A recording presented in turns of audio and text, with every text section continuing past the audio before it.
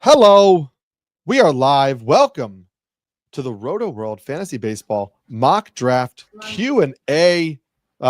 It's me, Eric Samulski. It's Scott Pianowski. It's James Shiano. We are here to break down a full industry mock draft. We got a bunch of people from Rotoworld, from some other sites. We'll talk through all of them in a second. We're going to be drafting here very, very, very shortly. Drafting over on Yahoo, which you can still do even beyond the start of the year. This is a 12-team mock draft. Carson Picard of Pitcher List. We have Matthew Pouliot of Rotoworld, Sarah Sanchez of Bleed Cubby Blue, Justin Mason of Fangraphs, DJ Short of Rotoworld, James Shiano of Rotoworld, Chris Towers of CBS Sports, Scott Pianowski of Yahoo, Dan Thompson of FTN Fantasy, Nick Schlane of Rotoworld, me of Rotoworld, and Dave Chauvin of Rotoworld. As you'll see on the board, we have on the screen, you'll see always some of the players that are available. I'll toggle back between the players that are available and the draft board. If you are watching on YouTube, if you're watching on Twitch, if you're watching anywhere, please feel free to ask us some questions. We'll try to get some of those questions up on air if need be, and we'll talk about some of these guys. So, Scott, James, Scott, how are you doing? We're back in this together again. Yeah, it's great to be talking baseball with you guys in the middle of draft season. I know there was a baseball game today, but I still think we're in the middle of draft season. And at this point, your takes should be pretty solid, as my alarm is going off, reminding me to draft at 2:00 Eastern time. A lot of takes, a lot of fades, a lot of targets to share with you today, and I can't wait to get into it. Sounds good. James, we're going to get a take right at the top because Carson Picard of Pitcher List took Aaron Judge at the top.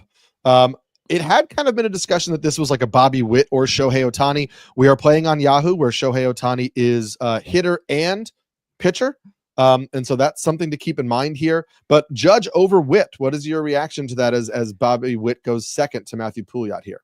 Yeah, my eyes just bugged out of my head when I saw that. I guess there might be like a modicum of concern for the Bobby Witt hit by pitch that happened last week. And maybe all indications are that he is indeed healthy, but I don't. Helly De La Cruz. All right, I am up. I'm going to be drafting Juan Soto 6th as a Mets homer. But so let's get into that for a second. Aaron Judge, Bobby Witt, Shohei Ohtani the batter, Jose Ramirez, Elly De La Cruz. Why do you go Shohei Ohtani the Met over Kyle Tucker, who went next to you to Chris Towers? Is that just Mets fandom, or is there a fantasy reason behind it for you? No, of course, there's always fantasy reasons. We have to take the bias out from this. I'm a little bit, I probably shouldn't be, but I'm a tiny bit concerned about the changing park factor for Kyle Tucker going from Minute Maid Park to Wrigley Field. He's going from one of the easiest parks for a left-handed batter to hit a home run to one of the most difficult. So I do think that there's probably some more power downside for Kyle Tucker. I think in a contract year, we will see him be more aggressive and steal some bases, but then that kind of gets counteracted in my mind with him coming off a shin injury from last year. So I think that he's probably more like a 25-20, where I think Soto's more like a 35-5, but with much more counting stats and a better Mets lineup. I like that. And Scott, I like your pick. In every little SGP sheet and everything that talks about value, Francisco Lindor comes up as a first-round pick, but then he doesn't often get drafted in the first round. And so what made you take Lindor with the 8th overall pick? Yeah, over Corbin Carroll, over Mookie Betts. You're drafting lineups as much as you're drafting players, and Lindor, a 5-category player at the top of a Mets lineup that just added Juan Soto. It could be the highest scoring team in baseball. And I also think the Mets are going to be a 6-month team where I'm really concerned. It's funny, we saw a couple of Dodgers scratch today. I realized, Betts isn't feeling well right now, but I think it's going to be a load management season for the Dodgers. I'm a little bit nervous to draft into them. Corbin Carroll, of course, had a horrible first half last year. That still sticks in my craw. I think Lindor's floor is very high, and I think his ceiling in this Mets lineup is to the moon. Yeah, I would agree with you on that one. You mentioned Mookie Betts. It's an interesting, he got picked right before me. It's an interesting dynamic here because Mookie Betts did not play in this opener today. He has lost apparently 13 pounds battling an illness. And while that doesn't really matter in the grand scheme of things, like we understand Mookie Betts will be healthy, or we think Mookie Betts will be healthy for the vast majority of the season. I'm curious for you guys with a first round pick, like an illness that causes you to lose 13 pounds is not something we brush off. It might take Mookie Betts a little bit before he is back to himself, maybe hitting with the type of power he's used to, running at the type of, speed or frequency that he would. I took Gunnar Henderson, who's battling his own questions with the oblique injury, but I think I would take Gunnar Henderson over Mookie Betts as it stands right now, because I think Gunnar Henderson, I was taking him 6th in drafts before there was even any question about what would happen to him. And I think him and Mookie Betts both have question marks as first round picks. Scott, am I reading too much into this? I mean, a first round pick on a guy who just lost 13 pounds due to illness is a little risky. Yeah, I don't think there's anything wrong with that. By the way, you can mute your draft sounds at the bottom of the Yahoo draft room. Let's do that. Thanks, Scott. I just did that in the first round, but no, I'm so floor driven in the first. I don't like anything wrong. I don't want any bump, any hiccup with my first round players. So, and this Dodger lineup, man, almost everybody's over 30. It's an older team than you think. They're already in the playoffs. I can't believe I have this soft fade on the Dodgers going on, but I think it's the right thing to do, because Dave Roberts has said, last year only 2 players on the team got past 90 innings. This year he wants to pull back on the workloads of some of the position players. I've never seen a team so assured of 105 wins, a playoff spot, and yet they're making me nervous to draft them. Yeah, I'm on the clock now. Freddie Freeman would probably make a lot of sense for a lot of people, and I'm not even going to consider him. Is that also he was scratched today? Is that because of that, or just general like ankle concerns and career arc is part of it, and also first base is not the deepest position, which would maybe steer me to Freeman. I'm going to take again a very high floor player in a destination offense, a guy who I've drafted a lot this year. I think Bryce Harper is just a great target in the second round. I'm going to lock him down right now. Yeah, I like that pick for you for sure. James, you are coming up on your pick. Any thoughts right now? You're on the clock. You're 1 pick away. Chris Towers. You're now on the clock. Scooble and Skeens have both gone, so we're probably looking hitter. Or do you trying to balance out the positions here because you got an outfielder first, or does that not matter to you? It does matter to me a little bit. This you kind of want there's like this kind of blend that has to go on in drafts where you want to get good outfielders towards the top, but you also understand that there's so many towards the bottom. I really wanted either Churio or Julio Rodriguez with this pick to try and balance out my profiles with Soto at the top, try and get some steals. But I do think that I'm just going to have to kind of grab the falling Yordan Alvarez and just have an incredible floor of home runs, runs scored, RBIs, and batting average, and kind of have to maneuver my stolen bases as I move through this draft. Yeah, I like that call. I'm curious what you guys think. I took Fernando Tatis, the second pick of the second round, so that would be pick 14 overall. Tatis seems to always be falling, not far, right? But he falls a little bit in these drafts. I'm curious your take, James, on Tatis. Do we think that he still has like superstar first round pick upside, or do you think that maybe he settles in as a good but not great player?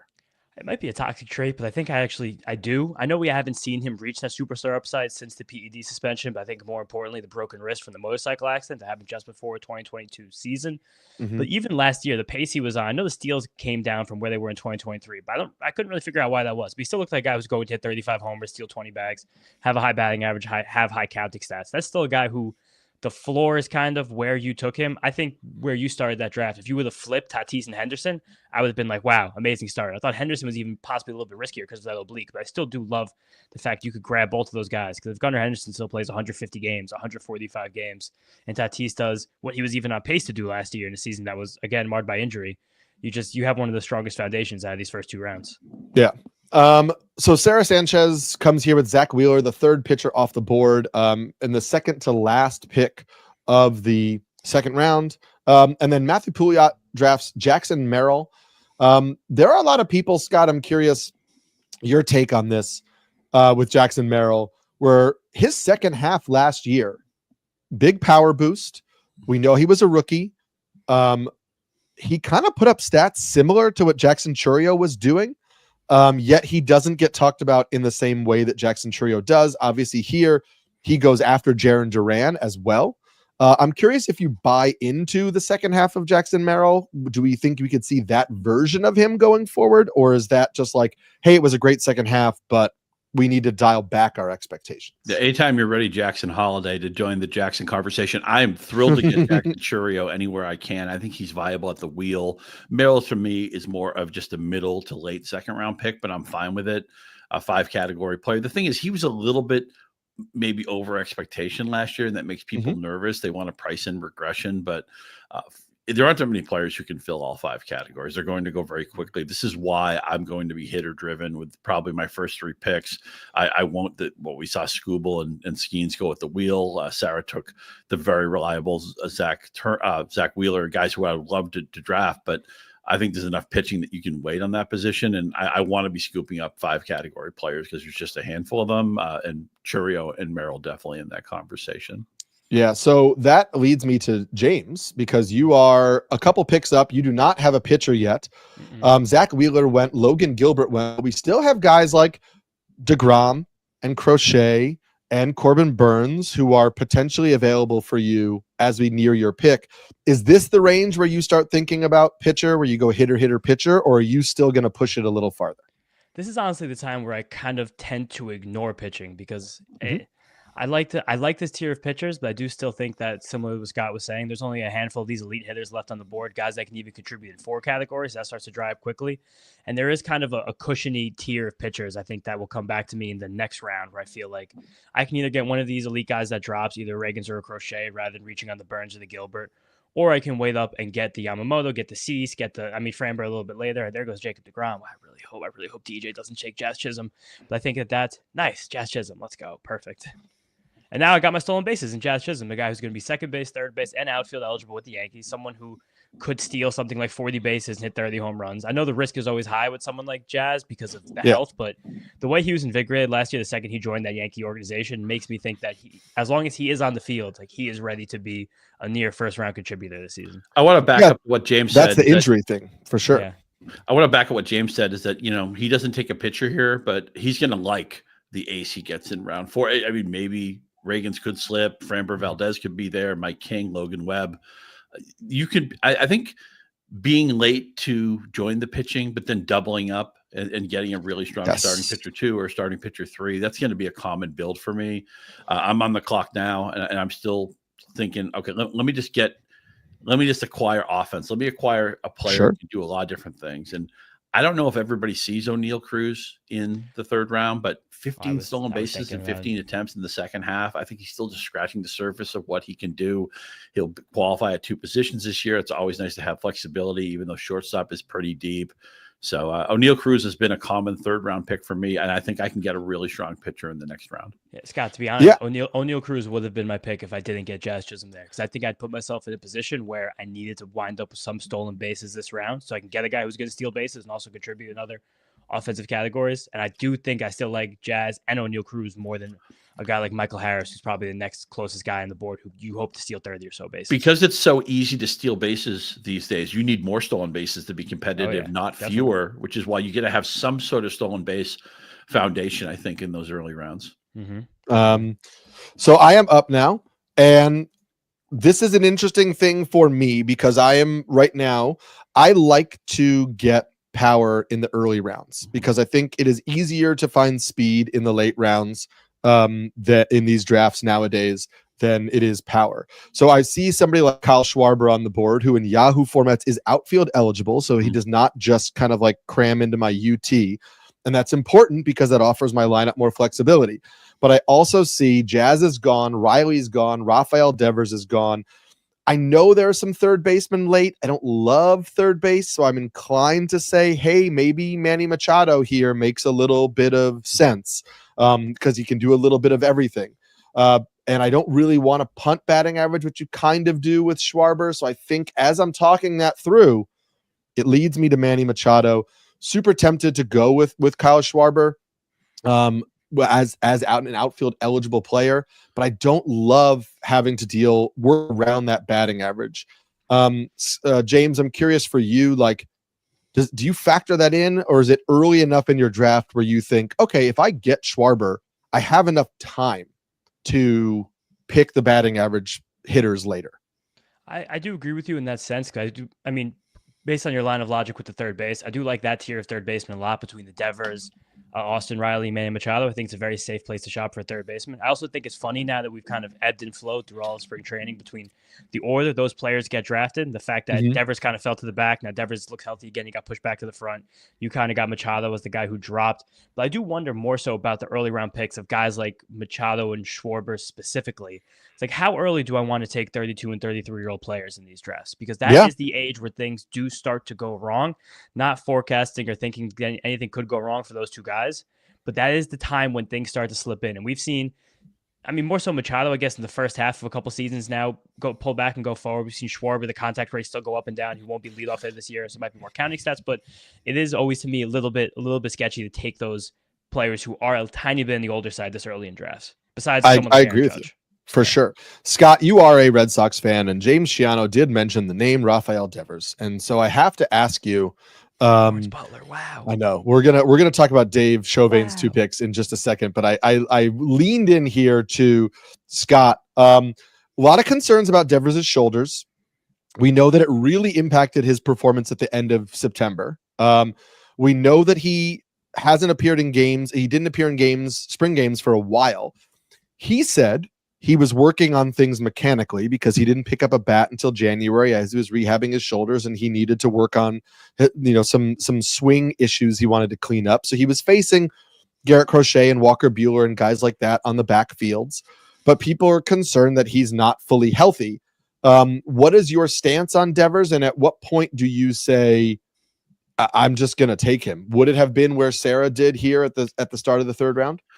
I think he belongs in the third round, and I have no problem with it. But the two bad shoulders, and also he's since come around and said he's fine to DH. But a lot of times there's an adjustment to. By the way, I'm going to be really excited with my next pick because the guy I wanted to slip to the fourth round has done so. But Devers has to make that emotional adjustment. And also, it's a demotion, right? I mean, he's a proud guy. He signed the big contract as the face of the franchise a few years ago. He obviously is not a good defender, and Alex Bregman is. They're all saying the right things now. Bregman's like, play me anywhere you want. Devers now is on board at DHing, but sometimes that's an adjustment.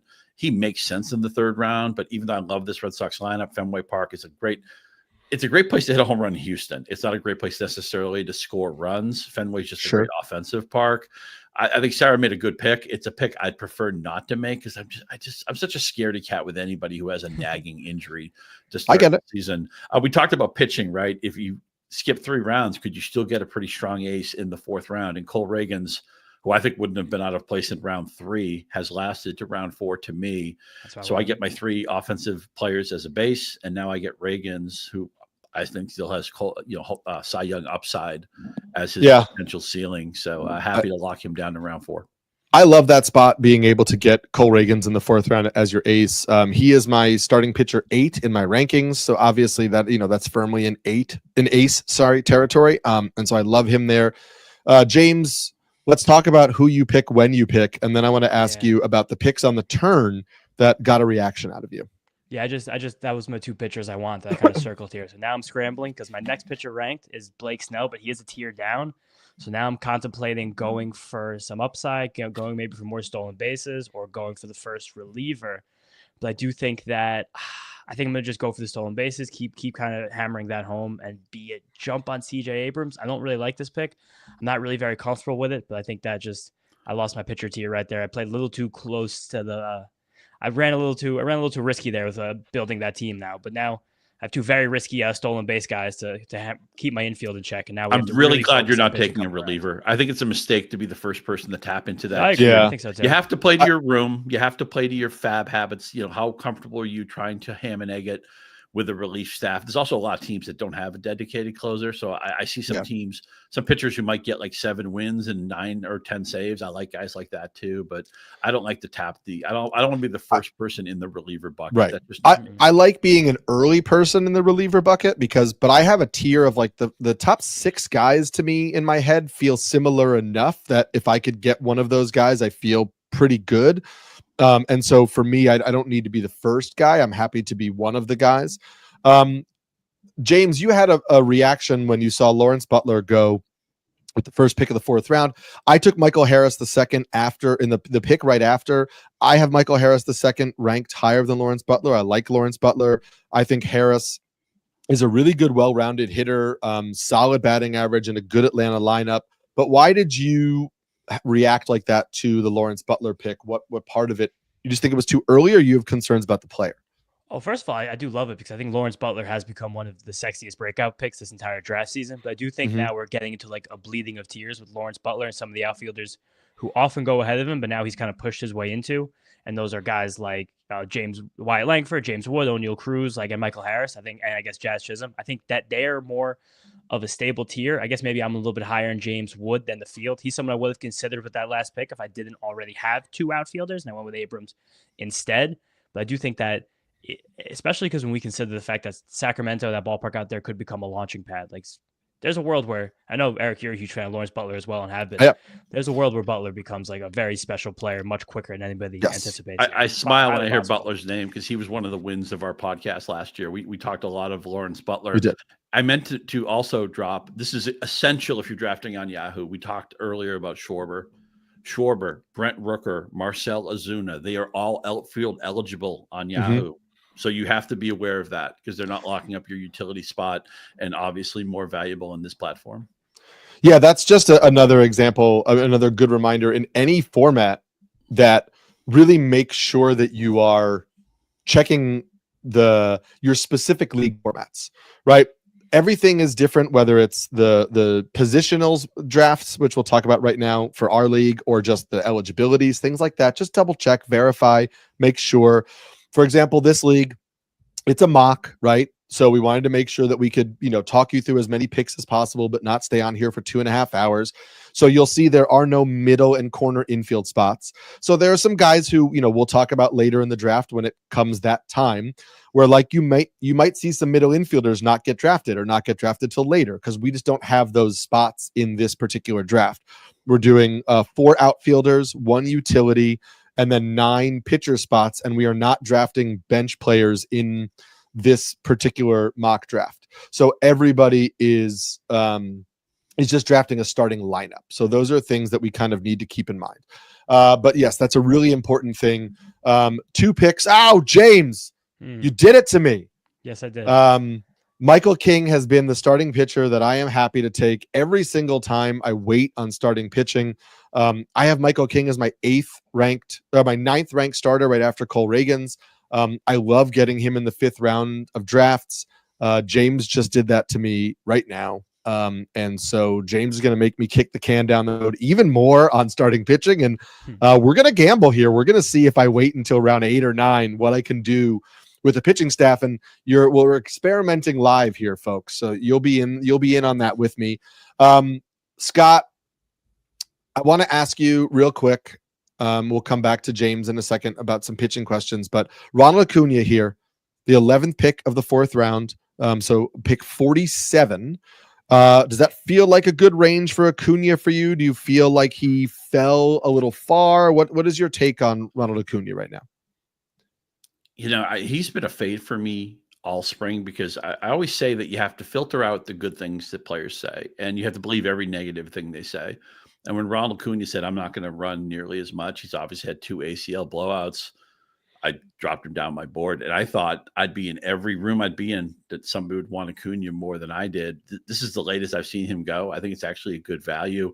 And also, I'm going to raise my hand and call a flag on myself. I didn't realize until you just mentioned it that our draft here is 10 offensive players and 9 pitchers. And that makes me think that double tap of pitching at the end of the 1st round in this specific format might have made sense because we have, if we were really playing this for blood, for mortgages, for pink slips, I think a pitching heavy approach would actually maybe make more sense. I was kind of drafting a team more like I would in a traditional league that I'm in, but now I'm thinking that, if you were really hammering on the format, maybe more pitching would make sense. But also Kyle Schwarber finally went in the 5th round, which I thought was an absolute steal for Justin Mason.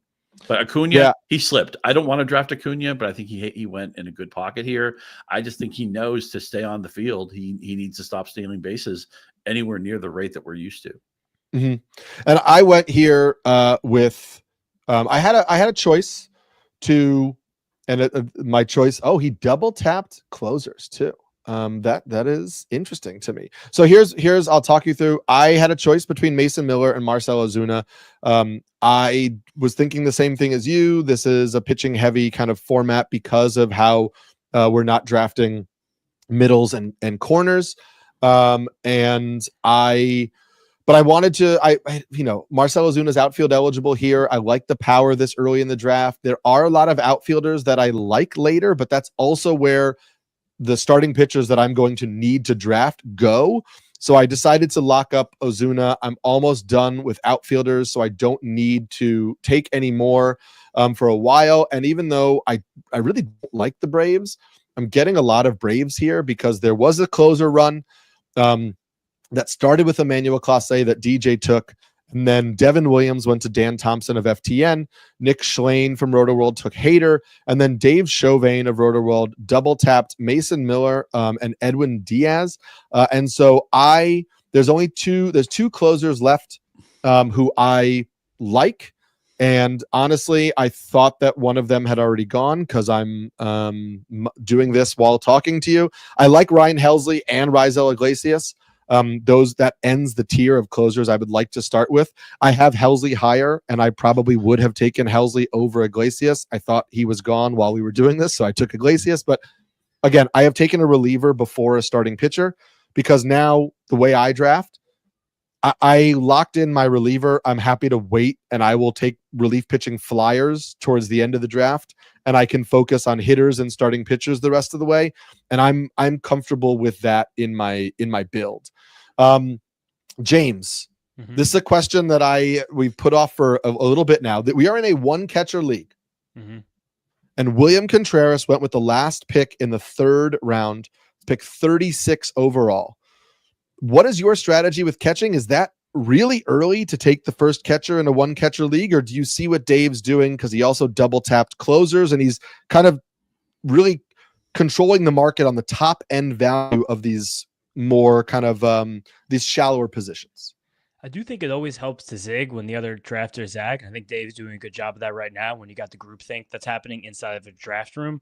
But also just because from my time playing one catcher fantasy leagues, like I will always wait on catcher. I will wait. I want to get like the 9th, 10th, 11th, or 12th catcher that comes off the board. But I think this year there might be 2 exceptions, and one of them is William Contreras, just simply because he's not really just a catcher in the traditional sense of one catcher leagues, fantasy leagues, because when he doesn't catch, he often DHs. Last year, he got near 700 plate appearances. No other catcher got even close to that mark. And he's just simply an elite hitter, catcher aside. Like in terms of just all hitters in the league, what they can do in the power department, batting average department, also run scoring, because that Brewers lineup has taken a huge step forward with the emergence of Contreras, with the emergence of Jackson Chourio, and with Christian Yelich hopefully back and healthy. So I do think he's an exception. I think there is one other exception on the board. It happens to be Williams' brother Wilson, and that's because this season he's going to be the Cardinals' everyday first baseman. There's also Glass now. Damn it, Chris. All right, I'm making a crazy pick here. You can ask me about that after that. But I do think that Wilson also winds up near 700 plate appearances this year as a full-time first baseman. I took Spencer Strider to be my second pitcher, and someone who I really jumped the rankings on, someone who's been really climbing up the NFBC ADP the last few days. I saw a min pick of him in the 50s earlier today, so I was like, if I take him in the 60s, I won't feel so bad about it. And it was between him and Glasnow. I got Michael King as kind of my stable, my rock to be at the top of my rotation. And I'm very happy to take a risk after that for someone who probably only throws between 130 and 145 innings. But those 130, 145 innings could come with something like 200 strikeouts. And that's what I'm looking for there with King. Okay. So that's what I wanted to ask you. If your draft of him was at all influenced, Spencer Strider, was at all influenced by yesterday? He looked good against the Red Sox B squad. We do have to say that it was the Red Sox minor leaguers and bench players, but he threw 27 pitches and 23 were for strikes. And that's super important for a guy coming off UCL surgery, that you're able to see that command. 6 strikeouts, no walks. He looked great. However, he's still probably only going to throw 140-ish innings. He's still coming off his second UCL surgery. He's coming off an internal brace procedure that we don't really know how pitchers respond to it. So is your drafting of him influenced by yesterday, or you just think this is a league where we would normally have IL spots and you stash him in the IL for a month and you feel good about what you would get from him in the long term? It's definitely both. I was tremendously influenced by the start yesterday. If I told myself at the beginning of draft season, if Spencer Strider pitches in the spring and he looks decent, he has to jump up into at least my top 15 pitchers in rankings, even with the reduced innings. Last season, I think there were only 80 or 81 pitchers across all of Major League Baseball through 140 innings. In a 12-team league like that, it's only a handful of guys per team. And a lot of those guys wind up just being innings eaters that aren't really valuable for us in fantasy anyway. I think that we have to probably recalibrate the way we're thinking about pitchers, especially workloads in fantasy baseball, as workloads across the league start to decrease and decrease and decrease. And I think a guy like Strider, again, for 140 elite innings, being able to see him do it, be able to spin that ball in the spring, hit the velocity, hit his spots, I think that's incredibly important. And I think he's someone that I'm really comfortable drafting inside the top 75 right now, especially the way this board kind of lined up. Yeah. And I liked your comment on innings there, because it's also important to make sure that, you're putting together a staff in a way. So Michael King seems a good bet for 170, 180 innings. And so getting Strider at 140 is different than going the DeGrom Strider route, where you just don't really know if you're going to get that volume. It's even in an IL league, you could say, oh, just put those guys on the IL and I'll pick up players on waivers. But you do want to make sure that the pitchers you draft, your starting rotation, you feel good enough about the overall innings quality or number, that you'll get. And I wonder, Scott, if that influenced your pick of Logan Webb. You took him before Glasnow and before Strider, before Shota Imanaga. And Logan Webb is known as somebody who can usually produce a lot of innings with decent ratios.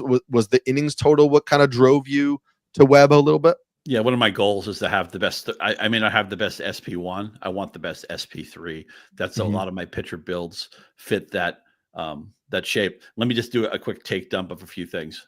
Yeah, you mentioned catchers earlier. I'm pounding the table. If it's one catcher only, wait on the position. You'll be shocked at how good the catcher is in the final round. Even if you don't draft a catcher and pick somebody up in free agency, it might be like Logan O'Hoppe or Tyler Stevenson. Totally fine with that. If you're setting up a league where this league is 9 pitchers. There's no differentiation between starting pitcher and relief pitcher. If you're setting up a league, I think it's actually a better idea to have one relief pitcher slot. So that way, when you're doing searches for players, you can actually have a relief pitcher search. You won't be allowed to do that if everybody's just pitchers. Right. They'll all be lumped together. So that's kind of a commissioner trick. Love Sarah Sanchez. She did pick a player in round 6. She's one of my biggest fades of the season. That's Willy Adames. Changes teams. Big contract. We know that can always be a risky thing. The smart system, Colton and the Wolfman, leaves Milwaukee's hitting park for San Francisco's graveyard. The Brewers love to run. The Giants tell everybody not to run. Willy Adames is a great player. I think he's a very risky fantasy pick this season. I like Willy Adames where he goes, because I think everybody kind of has your mindset. And in most recent drafts, he's falling to around pick 100. And so for me, I like getting some of the. I like O'Neal Cruz. I will take CJ Abrams for sure if I feel good about my batting average in other places, because CJ Abrams gives you a lot in stolen bases and adds in 20 homers as well. And so I do really like that. But I will say that Adames may steal 10 bases this year in San Francisco. Good right-handed power hitters like Matt Chapman, who hit 28 homers there last year, can still put up 25 plus homers in San Francisco. I don't think that Adames is a 30 homer bat, but I think he's going to he could push 25 homers in a decent lineup for the Giants. And so I think if he's going to fall, I'm not going to actively target him, but I think if he's going to fall, I'm happy to take him. I will say that somebody who Justin Mason took, who's second base and shortstop eligible, Matt McClain, is somebody who I would actually take over Willy Adames. I like McClain. I like McClain that he's healthy now. I love McClain's ballpark. Second base shortstop I think he's a 2020 guy, maybe 25 steals too. And I'm going to throw that to you, James, in a second. But I did just want to say I have waited for starting pitching. It is the end of the 7th round. I am going to finally take my first starting pitcher. I'm not going to push it farther. And that's because I have Max Fried as my 14th ranked starting pitcher overall.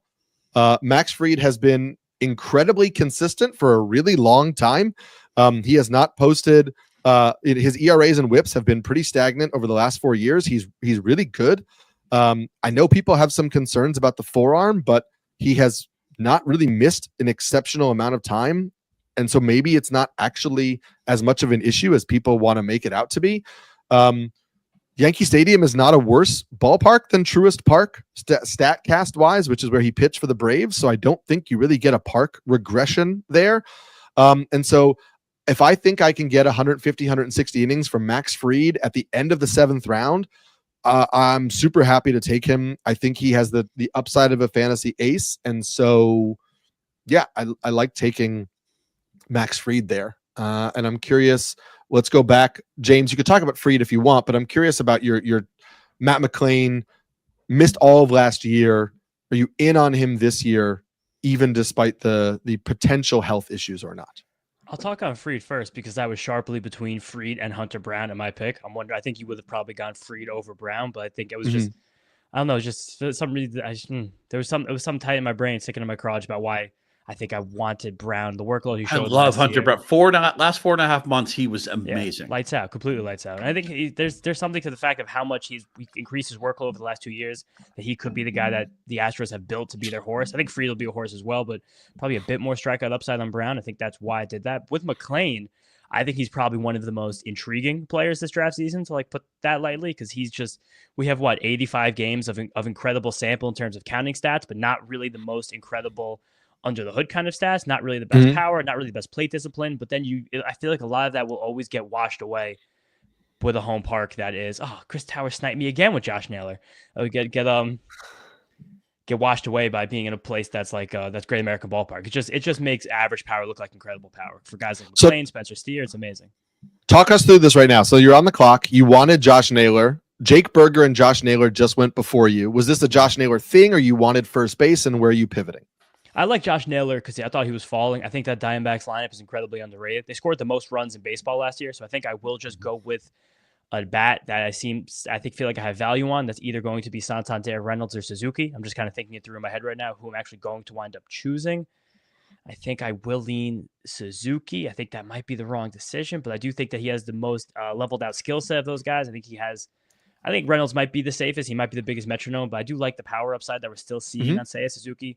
The fact that he's going to be hitting third behind Kyle Tucker and Ian Happ this year, it seems like it's going to be a really good way to stack RBIs. And I don't know, Santander might have been the best pick, but I gave myself a lot of home runs in those early rounds. You're naming all these Ibanez All-Stars, these boring veterans, right? Suzuki, Reynolds, Happ. I drafted Reynolds and Happ on the same team over the weekends, and I think Suzuki is just one of those guys. He's no longer the fresh import. People stop thinking about him as a star. I think mostly he's just had unlucky injury luck.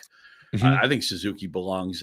Happ, Suzuki, Reynolds, guys like that. I want you to draft a few of them because they usually last about a round later than they should. I also had really hoped that Alex Bregman had gotten to the 8th round. He went at the end of the 7th. Yeah. Career 375 hitter in Fenway Park. I know there's some attrition in his profile, but that park is so good, and he's batting third with just absolute royalty all around him. It's a destination offense, and he may even pick up second base eligibility during the season. Alex Bregman in 7th or 8th round, I think, makes a lot of sense.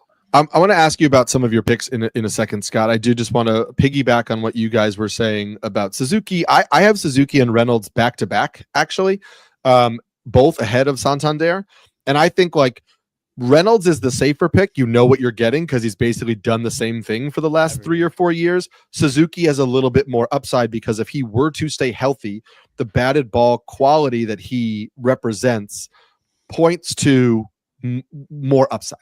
Obviously, the lineup is going to be better than Pittsburgh's. So Reynolds feels safer. Suzuki feels like a little bit more of an upside play. But I think they're both pretty strong, and I like them both more than Santander in this moment. Scott, I'm curious.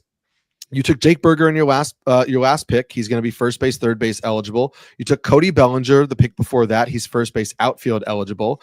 Earlier on, you took O'Neal Cruz, who was shortstop outfield eligible. I'm curious if that's a coincidence or if you are actively kind of seeking out these players who you can move around. I know that people tend to promote the idea of like making sure your bench. We definitely want roster flexibility. Everybody knows that. And sometimes that tends to like lead towards guys like Luis Rengifo or Willie Castro, who would be picked at the end or towards the end of drafts getting bumped up. Do you care about that with these guys in like the first 7 or 8 rounds, or are you just looking for the best hitter? And if he happens to have multi-position eligibility, that's great. Yeah, it's just like they're throwing in a free half piece of cheesecake. It's a nice little addition at the end, but I want to draft the best stats as I can. And I do eventually want to have a positionless team as much as I can. That would be more important if we had bench spots, if we had the utility corner, utility middle, maybe the second utility, all that stuff, then that would come into play more. Also, a lot of Yahoo formats are daily, and I want to be putting out as close to a full lineup as I can every day. So those are things. It's early on. I want the best players. It's nice that they pick up an extra position, but it does lead me to run Hifo, and we know Ron Washington loves to run in Anaheim, or Willie Castro. His entire team can't stay healthy. We saw Lewis get hurt over the weekend. We know Buxton is a poor bet to play a full season. Although if you like Mike Trout, I say wait 100 picks and take Byron Buxton, get 80% of the upside anyway that Trout offers. I don't know if that's a hot take or not, but I do like position flexibility, guys. I think in the format we set up today, it's a little less valuable, but in the most leagues that people would be playing in, you want to be aware of some of those guys. Just don't fall in love with it. Again, it's a free box of paper with your printer. It's something nice to it's a little upgrade. They're giving you heated seat groups for nothing. Okay, take it. I'm of the same mind there in terms of it is nice. It's not something I seek out too much in terms of pushing somebody up. James, you took your first closer here with Tanner Scott. Closing for the Dodgers. There have been some concerns about control in the past. That's behind him. This is somebody you're actively seeking out, or it was just like the market was where it was and you didn't want to wait any longer. In retrospect, I do think that I botched that Suzuki pick because, like I said, when I talked through it, I did like 3 or 4 of those outfielders on the board, and the closers I liked were kind of drying up quickly between Yohan Duran, Felix Bautista, and Tanner Scott. So I probably should have wound up taking the closer first because there were a few of them available. Because Santander wound up getting back to me. Reynolds almost got back to me. I probably could have maneuvered that a little bit better. But I do think Tanner Scott, especially after getting that save this morning, it seems pretty clear that he is the Dodgers closer. They're paying him, $80 million? I think they're paying him $80 million likely to pitch the last inning, and he has the stuff to do that and do that with flying colors. So I do think that he probably should be drafted among that that cushy second tier of closers who still have elite stuff and who seem to have pretty secure jobs. And when James talks about maybe he got the pick wrong, it's so much of this is tier based where, okay, I need an outfielder. Here are 5 guys. I'd be fine with any of them, but here's another position I need to address. Maybe there's only 1 or 2 guys that really fit the suit. So often the shape of a position tier is how you'll make your decisions in the middle of a draft. Definitely. Yeah. And I want to talk about the pitching landscape. And I'm going to throw it to you, James, given your pitcher list background as well. And then Scott, we're going to talk about Riley Green in a second, Scott, because I know we got to talk about your Tigers. A lot of guys went off the board here in round 8, 9, 10. We had Roki Sasaki to DJ. We had Sonny Gray go to Carson Picard of pitcher list. Matthew Pouliot took Bryce Miller. Justin Mason of Fangraphs took George Kirby. Scott took Aaron Nola. I wound up with Justin Steele and Shane McClanahan. I swear I'm not intentionally trying to build a rotation of just lefties with Fried, Steele, and McClanahan, but I'm not opposed to it. And this is a thing where I waited to draft starting pitching until the 7th round, and I wound up with Fried, Steele, and McClanahan, and I'm totally happy with that because Steele is one of my top end SP2s. I think he's so incredibly safe and good, and a good bet for 170 plus innings. And I love McClanahan as an SP3 type because we know what his upside is. And if he pitches 150 innings for the Rays this year, coming off of surgery, and he's more than 16 months removed from surgery, he should have real return on 150 innings and be a great SP3 for me. I don't have the risk of him having to carry my rotation. But I'm curious, James, if any of these pitching picks stood out to you in the last 3 rounds. You had taken Hunter Brown and Schwellenbach went off the board. This seems to be a really great spot to shop for starting pitching. I agree. I like both of your guys' last 2 pitching picks. I guess yours 2 picks before Eric with Justin Steele, and you, Scott, with the Nola pick. Nola fell far too far in this draft. I think a lot of people went for those SB2s, kind of jumped the ADP a little bit, and you kind of got a nice cushy landing spot for Aaron Nola.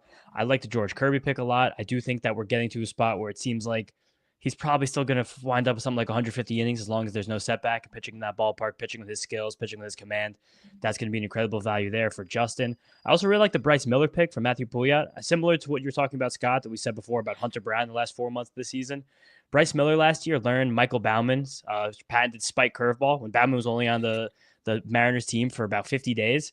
He picked it up in one bullpen session. From that point to the rest of the year, his ERA was about a 2.0. So I think that Bryce Miller, as he keeps building his repertoire around his amazing fastball, now the splitter and the curveball alongside that, he's very platoon neutral. He's one of the best parks in the league to pitch in. He's good defense behind him. I think that he can wind up being a high-end SP2 by the time the season's over. And Matthew got him much later than that value would indicate. I want to mention Sarah took Adames, who I wasn't a big fan of, and then she started picking off guys out of my queue. Ryan Walker, my favorite closer target. Freddie Peralta, who is just grossly underrated. 200 strikeouts come standard with him. And Brian Reynolds, I talked about the boring value vets, the Ibanez All-Stars. He went a few rounds after, or at least a solid round after Suzuki went, who he's comparable to. Brian Reynolds is the kind of guy you win fantasy leagues with. He is not sexy at all. He's not going to be your headliner. He's just going to hit, all 5 categories. And a Pittsburgh team that I think actually has a little bit of upside too. Yeah, listen, you offended her and she heard it and she just said, "Who does Scott want to take?" And I'm gonna make sure I take him. But somebody, I know you are, we talked a lot on the podcast about the Tigers over the years. You've been a big Riley Green fan. He goes in the first 10 rounds. He goes here at the end of the 9th round. So this is not somebody who is who is being forgotten about. In NFBC drafts over the last 30 NFBC drafts, he goes pick 107. But you look at these names like Seiya Suzuki, Ian Happ, Brian Reynolds, Christian Yelich. Riley Green is sandwiched in the middle of them, and I don't think that many people necessarily always think of him in that tier. Do you think there's still potential upside for more for Riley Green? Do you like him going in this general range? Yeah, with him being a little bit younger than some of those guys, you'd like to think that we haven't seen the best season of Green, where maybe some of those other players are more leveled off. Don't know that he'll run that much, but I still think there's like a 280, 95, 27, 100 season percolating in Green. I wish the lineup were a little bit deeper, 1 through 9. It's a little bit of a top-heavy lineup, but young enough. The career arc makes me want to have some Riley Green shares. Maybe Detroit was over their skis last year. They had that crazy, they sold at the trade deadline, for crying out loud. They traded Jack Flaherty, who they've since returned. And then they make the playoffs with being the best team in baseball for about 6 weeks. But I still think they're at least a 500 team. And Riley Green to me is going to be an all-star again. Yeah. I like that. He's like kind of hiding in plain sight because he has a few very obvious adjustments to make to be like really jump that level. If the strikeout rate even dips to like 26%, if you can pull any more of his fly balls, like there's a lot that Riley Green can do to make himself a much, much more valuable hitter. I think it's possible. Yeah. And I mean, in a lot of rankings, you might see guys like Luis Robert Jr., Randy Arozarena above Riley Green. They go here. I would take Green over them. Arozarena's numbers have dipped for 3 straight years now. I don't love the park in Seattle where he plays. I'm not super in on Arozarena. He's a fade for me. I don't even have to couch it. He's a player that the arc is in the wrong direction, and he's in the worst place to hit in the American League. That makes me very nervous. It makes me nervous as well. James is coming up before you, Scott. I'm going to ask you both about your last picks, but I'm going to ask you first so James can set his cue. But you guys took 2 of my favorite, YOLO, let's see if it works, starting pitcher targets in the 10th round. Scott, you took Brian Wu of the Mariners, who's somebody that I have said on multiple podcasts. I think Brian Wu has top 20 upside as a starting pitcher. And if we didn't wonder about his elbow, we'd be drafting him anywhere between SP 15 and SP 20. James took Jared Jones of the Pirates, who I love, adding in the sinker this year. The changeup has made a real step forward, which kind of gives him an even safer floor than before. But Scott, talk to me about the Brian Wu pick. You're deep in your rotation right now, so you felt you could take the risk on him with the elbow? Yeah, I have to have some Seattle pitchers. It broke my heart when Kirby got hurt, but these guys all pound the strike zone because they're not worried about if they make a mistake of being hit out of the park. If I can even I know we're at a time where pitchers don't go as deep. The 3rd time through the order, every time somebody gets a little bit nicked up, they skip starts or hit the IL. I'll be happy if Brian Wu gets to 150 innings. I know I'll make a profit there. And he's my starting pitcher 5. Aaron Nola's kind of a soft fade for me. I got him as my starting pitcher 4. I feel great about that. Going to play a little bit of catch up on the bullpen and on the offense, but I want to have a staff. Again, I don't have to have the best guys at the top. I want to have a staff that's deep and enviable. And I think I have that group right now. And Wu's a big part of that.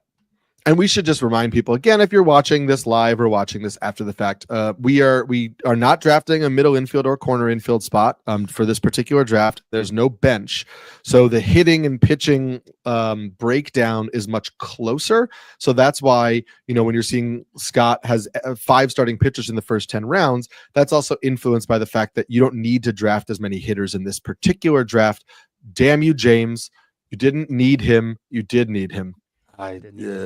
I hated you. I hate you. That's fine. Truthfully, I'll make you feel worse. I didn't even really want to take him there. I'm not. So why'd you take him? We're talking about Tristan Casas, who James took here in the 11th round, who I wanted because I am a Red Sox fan and also because I believe in Tristan Casas, and I need a first baseman. And James also needs a first baseman, but shame on you, man. Shame on you. Yeah, I think again, just because I like pitchers, I like getting the breakout pitchers. We were talking about Jared Jones, him, Wu, Luis Castillo, and Sandy Alcantara were kind of the end of this tier of pitchers for me. So with only 2 of them making it back to me, Jones and Alcantara, and Jones having a little bit, I think, knocking on wood, cleaner bill of health heading into the season. He was my pick there, more strikeout upside. And then by the time it got back to me, everything else had cleaned up. I didn't want to jump on a catcher. I didn't want to jump the ADP for my second reliever. I didn't want to jump early for Christopher Sanchez, even though I like him a lot. He just went to Dan. Casas was staring at me at the top of that board. I didn't really want Xavier Edwards, Ezekiel Tovar, because I already had shortstop and CJ Abrams. He just made sense to me positionally, and I guess just getting the upside, even though it's a guy I'm not particularly in on usually in this draft season. This is the first time I've actually taken him this whole spring. Yeah, bummer. Whatever, that's fine. I'm going to pivot. I'm actually just going to wait now on first base. That was another reason. Casas is like the end of this tier of Pasquantino and Casas and Berger and guys like that. And I see some late round first baseman that I'll take a gamble on. I went with Robbie Ray, who I feel really good about. Ray looked pretty good last year before coming back from arm surgery before the hamstring injury shut him down.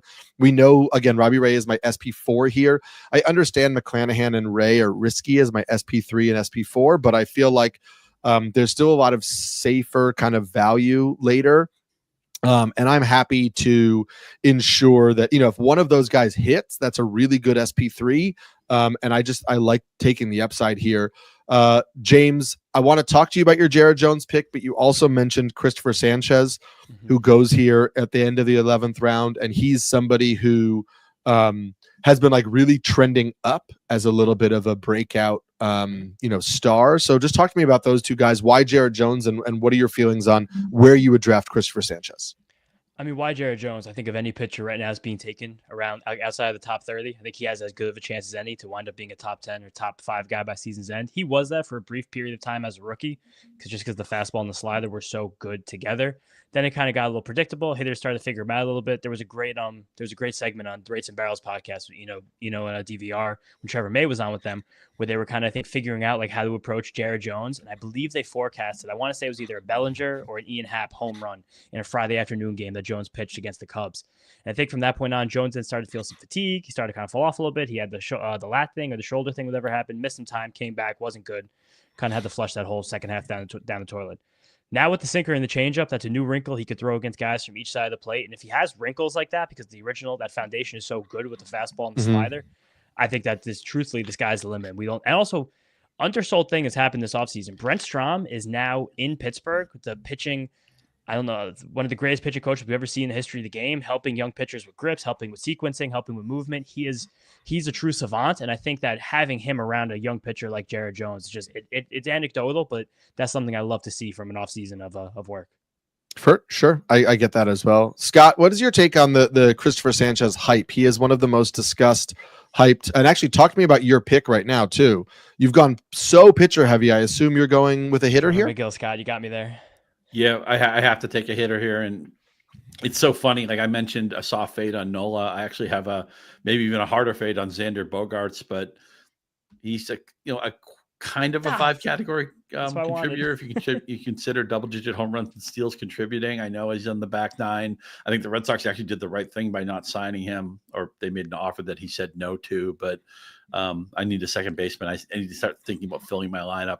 Sanchez is weird. I'm not dug in on Sanchez. I'm willing to draft him. I haven't been as aggressive as most people want to be in my draft room, so I haven't gotten him yet. You want your pitchers on winning teams. I don't really know what to do with him.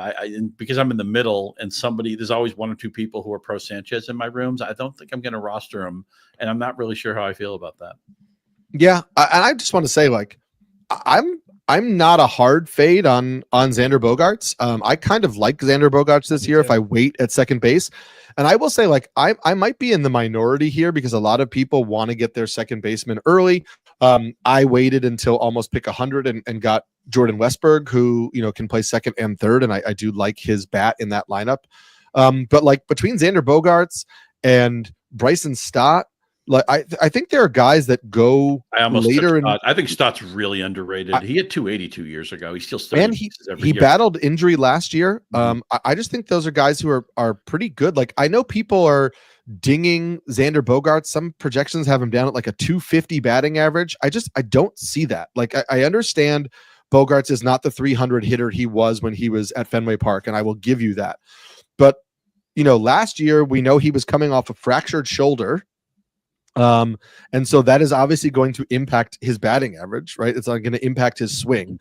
I still think he's a guy who has always been a really high contact rate and line drive hitter. I think that's a 270 bat still. Importantly to me, he was running when he came back last year after fracturing his shoulder.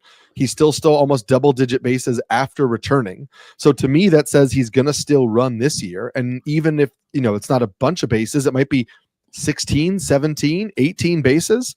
So if you get a guy who's a 270 hitter, who's like 15-15, maybe pushes like 17-17, 18-18, whatever, hitting in a pretty decent Padres lineup, like, I think that's a worthwhile guy to be second base and shortstop eligible if you're waiting at the position. And I know, James, you like made a reaction because I think you were planning to take him if he fell to you. Yeah, the two guys I was deciding, I just had a panic pick of Kenley Jansen going for the second reliever, but it was between Xander and Seth Lugo. I really like Xander this year. He's the opposite of phase for me. He's become a target, someone that's eligible both second base and shortstop. Everything you just said, Eric, the fact that he came back from shoulder last season, looked completely normal. The first year was also a little wonky, but I think that's kind of due to happen for players when they go from team to team, sign big contracts across the country. There's nothing really about Bogaerts' profile right now that makes me kind of fade away, besides the fact that it's age. But I think at this point in the draft, like, I'm fine to take my guys in their mid-30s and just hope. Also, Seth Lugo, enormously underrated. He's done it two years in a row. He was a runner-up for the Cy Young Award last year. He's just always been good and never been appreciated. Let me give you a sleeper who may not be drafted in this draft. We're talking about second base, and I'll give you a strategy hack when you're playing on Yahoo. Tyro Estrada, San Francisco, two really good seasons. Hurt last year. Now he goes to Colorado. I realize he got hit by a pitch in the head last couple of days, so you get a double check on that. That's why Rotoworld is always one of your open windows. You know what else you open up when you're drafting on Yahoo? The league site, and get the player list up. And if you want the wisdom of crowds, who is the most rostered player who's currently undrafted? That's a great way to if you don't like what's in front of you and you want to see, okay, I'll just go wisdom of crowds. Who's the pitcher or the hitter right now who's on the most rosters who isn't on a team? Like, I'm going to go to all pitchers as you tell me that Kodai Senga at 92% is the most rostered player that hasn't been drafted yet, a pitcher. It's a great way to do a double check if you need somebody to bounce an idea off. Yeah, and Kodai Senga, who is on the board right now and could go to any one of us. Who really knows? Certainly valuable. Certainly a Met, and that's important to James Shiano. So we'll see what James winds up doing when he's on the clock here. I do love the Tyler Estrada call. He's somebody late in drafts. I'll just throw out, while we're talking about this, I'll just throw out some names here, and you guys can as well. If I were to go for like middle infield guys, right? Like, I have filled my second base and my shortstop spots here, so I might not take another middle infielder as like my util. But we talked about Bryson Stott. I really like Bryson Stott this year. I really like. That was so weird. My screen froze for a second, and I got like the static. I really like Jeremy Pena. Jeremy Pena did some work on his swing Jeremy Pena is another guy kind of like Brian Reynolds, where his production has been incredibly consistent since he's been a pro. Like, you kind of know what you're getting. It's like a 15-15 player, decent batting average, but he's shown some more power in the spring. So guys like Pena, DJ, right before James. I don't know if James, if you were going to take Kodai Senga. No, I wasn't. But it was funny. But DJ did. Andres Jimenez is another one where like James just took Jimenez, and I'll ask you why in just a second.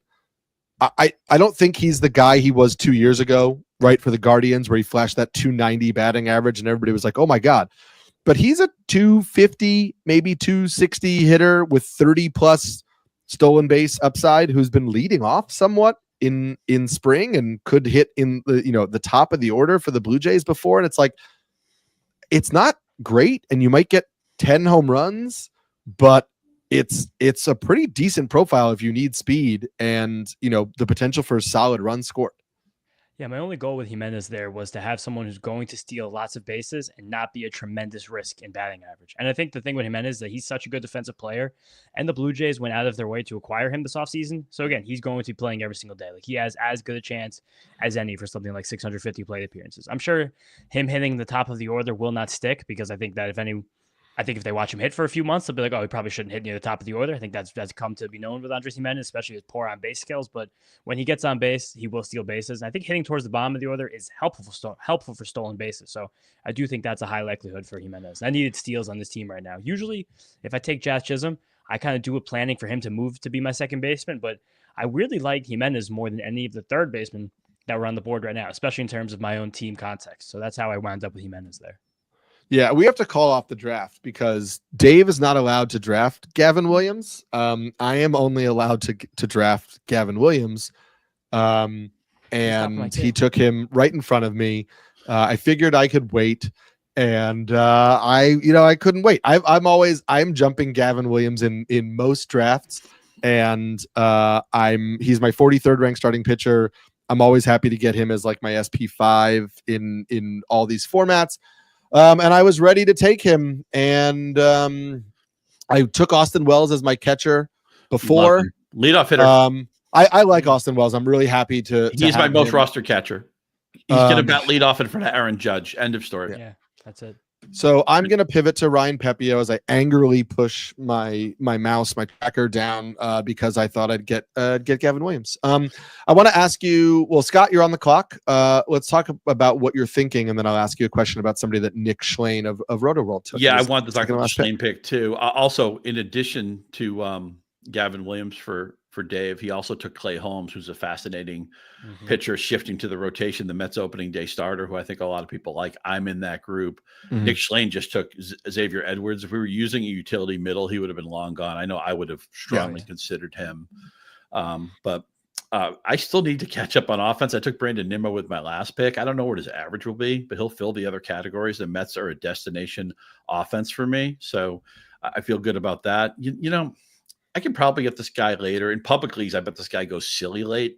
Washington signed Kyle Finnegan. He's going to save 25 games. It's just a fact of life. Accept it. I'm taking him right now in round 14. I bet in your hometown league, you might get him in round 22. He's still misappropriated on some projection sites. Kyle Finnegan's going to be their ninth inning guy, and they won't be a great team, but they won't be a horrible team either. I agree with you. I think Finnegan, your only risk for Finnegan is, do they actually decide to trade him this year if they fall out of contention, which they didn't do last year? But he's going to be really good for you for the first half of the season, at least.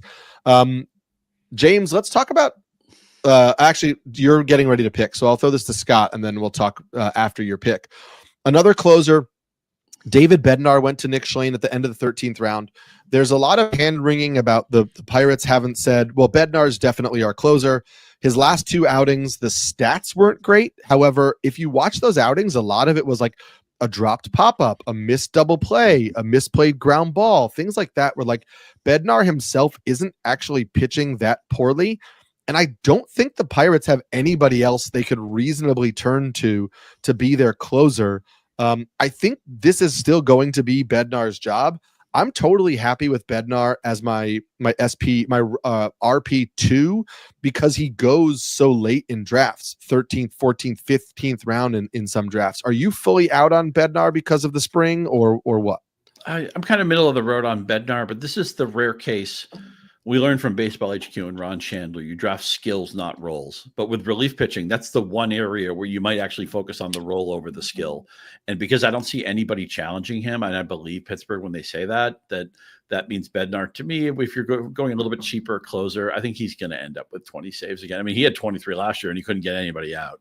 I think he'll probably be, the projection I see in front of me is 4.11 ERA, 1.26 whip, 23 saves. That all seems in the neighborhood. I even give him a puncher's chance to have an ERA in the threes. I don't think he's a bad pick at all. Yeah, I like that pick. James, talk us through your last pick. Was Will Smith, the catcher. After Wells, Will Smith went, Salvador Perez went. And honestly, as we were talking and drafting, again, another pick where like I thought Salvador Perez had been off the board. I probably would have taken him. I would have taken him over Austin Wells because I think Perez is going to play some first base and get extra at bats. So again, I would have taken Sal Perez, but why did you take Will Smith over Sal Perez? I think that Will Smith, my team right now, might need a little bit of help in batting average. Having taken guys like Jimenez and Casas with some of my last few picks and CJ Abrams to the floor. I think that while Salvador Perez has demonstrated for years that his batting average will remain high, seemingly with never going down, it's just the plate discipline. At some point for Salvador Perez, it has to go wrong. Just it does as he keeps getting older. I think Will Smith is younger than Perez. He's in a better lineup than Perez. They're both projected to get similar amount of plate appearances. I think he's just a better all-around option there than Sal Perez for what my team needed in that moment. And I'm exalting the fact that Matthew Pouliot just jumped ADP and took Reese Olson because that's who I was very much planning to take with my next picks. Now I'm going to have to scramble for another pitcher on this one. Eric, I love Austin Wells so much that it makes me feel great. He's on so many of my other teams that I love that you took him ahead of Will Smith, Salvador Perez, JT Real Muto, because it's just making me think like I did the right thing. I think Austin Wells is going to be the ADP beater. He went early in this draft because you like him a lot. I bet in hometown drafts he goes really, really late in these future formats. I want you to put a star next to his name. I will say he went early in this draft because I'm talking to you guys and moderating this while also looking at the draft board, and I thought that Perez was gone. But I do kind of like taking Austin Wells over JT Real Muto, and I'm not out on JT Real Muto. I think that he's now like the price for him is depressed enough that I still think he's a really solid starting pitcher option. Starting pitcher option. He's really starting catcher option, and he's not going to stop running altogether. He might steal 7 or 8 bases as opposed to when he was stealing like 20 before, but that's still valuable as a catcher, and he's going to be hitting a really good lineup. And we know that he has a decent amount of power. The batting average should be good for a catcher, right? Even if it's 260 for Real Muto, it's going to be a good batting average for a catcher, 250, 260-ish. I just think Wells has a slightly more upside, more power upside, and will hit at the top of that lineup. So I do like Wells. James went with Arrighetti, who I really like. I had thought about Arrighetti, honestly, in like the Pepio range, where I took Pepio in the last round. I'm with you, James. I really like Reese Olson. I was totally happy to take Reese Olson there. James, talk to me about Carson Picard of Pitcher List. At the end of the 14th round here, took Shohei Ohtani, the pitcher. So important to know, Yahoo made it so that Shohei Ohtani, the pitcher, can be IL eligible even if he is in the lineup, right? Treating him differently as two separate people. So that's really important because that means you can IL Ohtani until he's ready to pitch. What are you expecting out of him this year as a pitcher, and where are you comfortable taking Ohtani as a pitcher? Truthfully, I'm expecting nothing for him this year as a pitcher. Similar to what Scott was saying before, this will be the year of That was a great pick by Scott there with Taylor Ward, very underrated baseball player. But just this will be the year of load management for the Dodgers. They know exactly where they're going to go, and they know exactly where they want to go. So I think that someone like Ohtani, like they're going to really work him slowly as a pitcher. The report came out that he hasn't thrown in weeks because he had to spend extra time rehabbing his injured shoulder, that he injured the off shoulder, not the pitching shoulder, that he injured in the World Series. I think that we're going to just drift through the season. You're going to hear Ohtani through a bullpen here, Ohtani through a bullpen there. You're going to get something like 30 to 70 innings at some point down the second half. Interesting. I totally agree. I'm the low man Ohtani pitching. I'm expecting unless it's me, James. I'm thinking like 30, 40 innings. Yeah. I think they're going to like test it out at some point in the middle of the year and like, can he help us in the playoffs as a pitcher? Yeah. I've heard people think, oh, he's going to make 12 starts, 15 starts. I think that's a pipe dream. I don't want Ohtani basically as a pitcher on your board. I think it's just a wasted pick. That's interesting to me. I wasn't big on Ohtani, but I have him down for I think 70 to 80 innings is kind of my thought. So you guys are even lower than that. I want to throw it back because Matthew Pouliot in our group message mentioned that Sarah Sanchez sniped him 2 rounds ago on Alec Boehm. Alec Boehm went at the end of the 12th round, and it seems like Matthew pivoted. He took Kevin Gossman and then later came back around and took Michael Toglia. And so let's, Scott, talk for a second. Alec Boehm is somebody who, first of all, first base and third base eligible. Actually, don't know if he's third base eligible on Yahoo. I don't think he played any. So yeah, so first base eligible. He's like a boring player because he doesn't have the typical profile of a first baseman, right? He's not a 30 homer bat, but solid enough batting average, good lineup. What is your take on Alec Boehm, and are you comfortable drafting him as your first baseman? I am, and he does actually carry the third base tag in Yahoo too. Okay. So you get 2 positions there. Just a boring player established because we think we're probably at his peak in a deep Philadelphia lineup. I always talk about there's those 5 or 6 destination lineups, and Boehm's in one of them. Although Toglia actually interests me too. I mean, he went 25-10 and he played about 2/3 of a season. I know the average wasn't good. Like a lot of Colorado players last year, he had very curious splits where the road stats were just as good as the home stats, which makes no sense with Colorado. They're going to play him. I think Toglia could hit 30 home runs and steal 15 bases. But so it's, what do you want? Boehm is vanilla, but you know it's good. Toglia is like the flavor of the month, but you've never had it before. So I guess it's a matter of what your style is. What shape of player does your roster need at the moment? I think they both make a lot of sense, though. I have Toglia shares, and I'd be fine drafting Alec Boehm too. I got to tell you, I'm out on Toglia at his price where he's going in most drafts. I would just much rather first baseman earlier. I mean, he has settled kind of around pick 186, which isn't that bad. He was getting pushed up earlier. They're a first baseman later. I don't have a first baseman yet, and I will be taking somebody late. I've decided for the purpose of this mock draft to kick the can down the road and see who I can get if I wait at first base. A guy who would normally be like a corner infield target for me, but I'm going to I just think there are guys with power upside later that could give me what Toglia can give me for the most part, except maybe the speed, but without the massive swing and miss risk. I mean, Toglia could hit 200 and be demoted. That's like within the realm of possibility. I can't believe for the first time ever I'm pronouncing the name right, and I think you're getting it wrong. I believe, according to Baseball Reference, it's Toglia, and you corrected me on like 15 names last year on the Rotoworld show.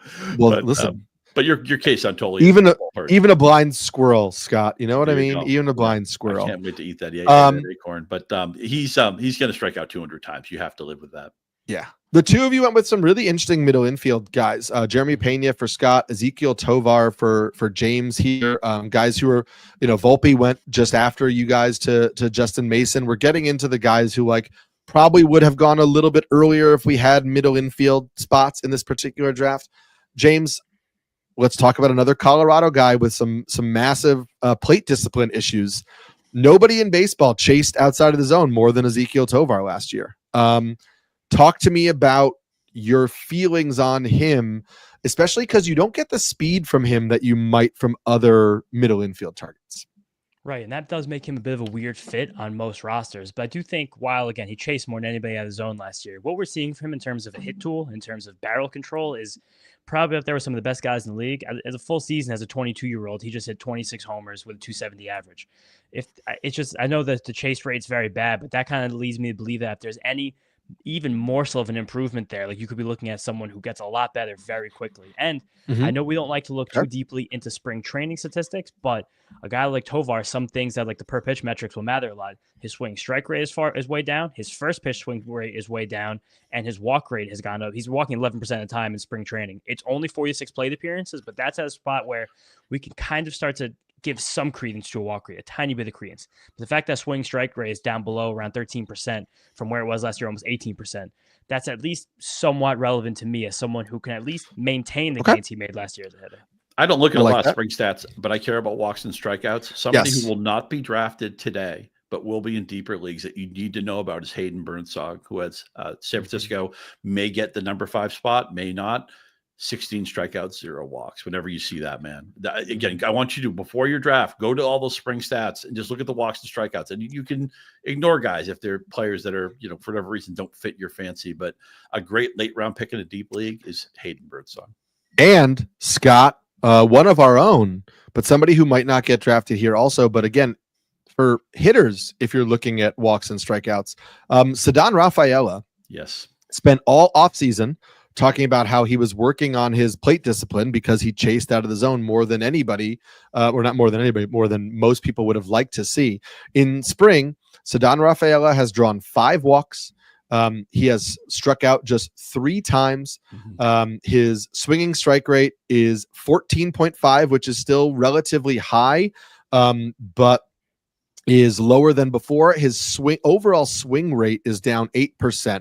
Which just suggests a more controlled approach from him. And I know Rafaela gets lost in the shuffle because the Red Sox have so many top prospects, but last year when he was a rookie, remember, he came into the year as a top 40 overall prospect in baseball last year. Like, he was a top prospect. He was pretty solid last year. He struggled at the start of the year and then had a pretty good year. And really the biggest issue with him, and 15 homers and 19 steals, he can contribute everywhere. The biggest issue with Rafaela was the plate discipline. And I really do think that if he irons that out, there's a lot of value there. I am not going to pick this player right now. I'm picking utility. So I'm going to pick the best hitter on my board. I just want to highlight that I love taking Matt Shaw in a lot of leagues because he's second, third short eligible on Yahoo. He's going to be the everyday third baseman for the Cubs. I think he is a really solid prospect who, again, 15 homers, 20 steals, decent batting average, and a good Cubs lineup. So I do like Matt Shaw. I'm going to take Bryson Stott instead because we've talked about Bryson Stott, and I think he's so much later than a good year in a lot of drafts. 30 bases in the bank. He's not powerless, and he hit 280 2 years ago. Last year he was hurt. I think Bryson Stott is grossly underrated. Eric, and I'm on the clock here, so I'm just going to say this. I was going to take one of Yandy Diaz or Paul Goldschmidt if they fell to me, because I think that I really like Paul Goldschmidt. I'm not overly worried about him being removed because his back was sore from the spring game the other day, even though as somebody who is 40 years old with a back that hurts, I understand as you get older that backs do linger. But I think Goldschmidt's made some good second half improvements and is in Yankee Stadium in a good lineup. However, somebody who I think will be better than Michael Toglia this year, it's Rhys Hoskins. Oh, interesting. Rhys Hoskins, I understand we don't want to look too much at spring stats, even though he has 6 homers this spring. Rhys Hoskins played last year coming off of ACL surgery. He said this spring he finally feels like he's playing on 2 legs, which implies he was not healthy last year or didn't feel healthy. He also modified his swing in the offseason to quiet his head down, to make his swing a little less, have a little less movement and make a little bit more contact. Rhys Hoskins is somebody who every single season he's been in the big leagues, including last year, he's hit at least 26 homers. He's basically been a 245 hitter his entire career. Last year was the only time he hit really low at 214. If he is just the Rhys Hoskins, if he's just healthy again and is the Rhys Hoskins that we expected him to be in Milwaukee, he's a 240 hitter with 26 to 30 homer power in a better lineup than Toglia's in. He's not going to run. He's going to steal 2 bases, and that's the differentiating factor. If you need Toglia's speed, fine, you can take him where he's going 100 picks ahead of Rhys Hoskins. But if I just want power, I'd rather take Hoskins and take the better batting average, the better counting stats. I think Hoskins is somebody who needs to be drafted in more leagues this year. I'll disagree with that, Eric. I want to ask you about the middle infield discussion first. Would you, if this was a middle infield league, I know second base may have not been that important there. Do you like Bryson Stott more than a guy like Dansby Swanson or that Tovar Volpe tier that we just went through as well? I do, personally. I'm in on a bounce back year for Stott with him being healthy. I like the second base shortstop of it all, that he's eligible for in both positions. I like the lineup. I like the park. So yeah, I'm in on Stott, but that's a range. Like, I like waiting and seeing which of those guys falls, because I can make the case for all of them. The Swansons, the Volpes, the Xavier Edwardses, the Peñas, the Tovars, all of that. Like Estrada in deeper leagues, like Scott pointed out, Rafaela, who's shortstop and outfield eligible. All those guys are really solid middle infield. Well, you just mentioned a bunch of shortstops. Let me ask you both this question. What infield position is the scarcest, or the one you have to be most careful about when you're drafting? Because shortstop, there's a ton of good ones. There's good ones we're not even going to draft today. But which of the infield positions is the biggest problem this year? I think that I would probably say second base, just because there's such a lack of options at the top. But I do think that second base extends further than either of the corner spots. I think the middle rounds of third base dries up much quicker, and I think any of us would be comfortable with for a position drying up. And first base falls off quickly. I did like your call out, Eric, a lot of Yandy Diaz. I think he'll benefit a lot from moving out of Tropicana to Steinbrenner Field. But I think that position is another one that gets very scary very quickly. Yeah, I will say second base, I kind of agree. Like, I feel like it gets long, was how you said it. I like targeting those early guys, but I have no problem with the Bryson Stotts of the world as my second baseman, with Xander Bogaerts, if I'm waiting and getting guys like that. So I don't mind second, but I do think it's probably the weakest. And I'm not, first base worries me a little bit. It's like, I don't mind. I mean, Freddie Freeman has his issues now. I like Matt Olson, Bryce Harper. I don't draft Naylor as high as people seem to. I think he's fine, but I don't love the cost when he gets pushed up. And then after the Tristan Casas, Vinny Pasquantino, like little mini area, it gets really weird. Like, sure, I don't mind Yandy Diaz or Goldschmidt or Ryan Mountcastle or Rhys Hoskins or whatever, but it's tougher out there. And I don't find guys I really like. So I like having a plan at first base and being able to that way about third base to some extent too. I grew up at a time where there were just, MVPs were being won by first baseman, and third baseman was just such a deep position. I don't think those positions are anywhere near as deep as they were a different era. Yeah, I agree with you on that. We have reached the end of this. So what I'm going to do is I'm going to look at some of these teams. So let's talk about Carson Picard of Pitcher List. We've got Langoliers and Freeman and Ketel Marte and Matt Chapman, who I really like as if you wait on third base. Scott, as we just go through this team, we'll keep scrolling a little bit. What stands out to you? He did make the Sean Burke pick.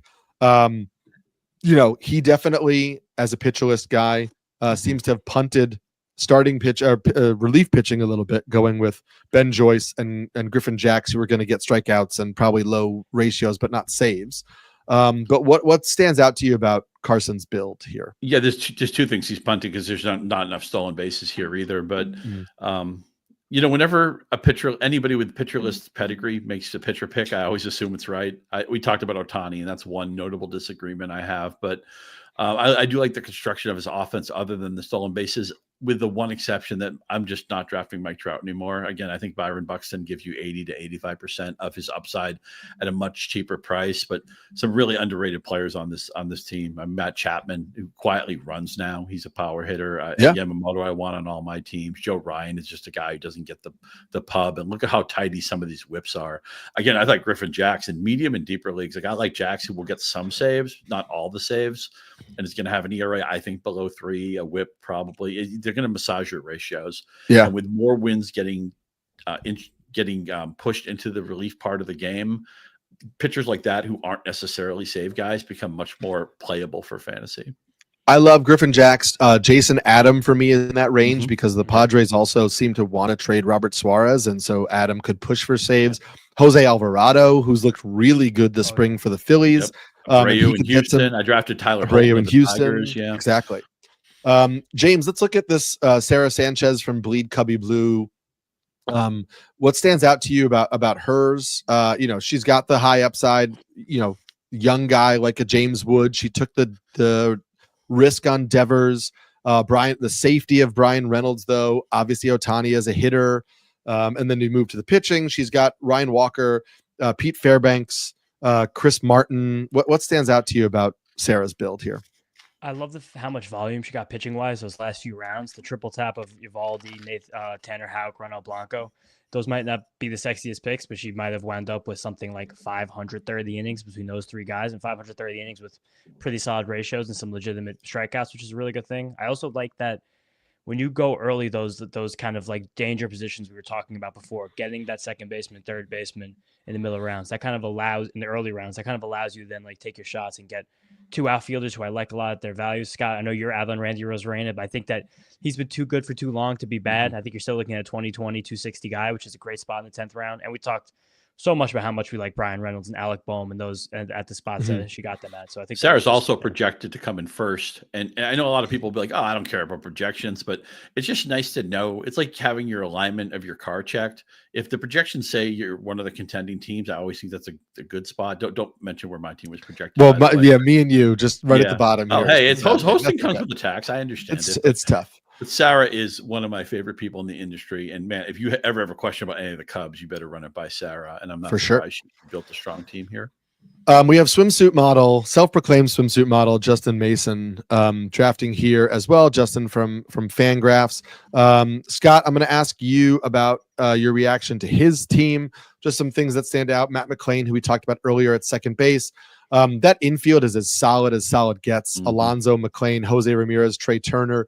You got power, you got speed, you got kind of everything that you need there. Trey Turner's going to hit leadoff for the Phillies, and he said out of his own mouth that he's likely to run more as a leadoff hitter because of where he's at in the lineup.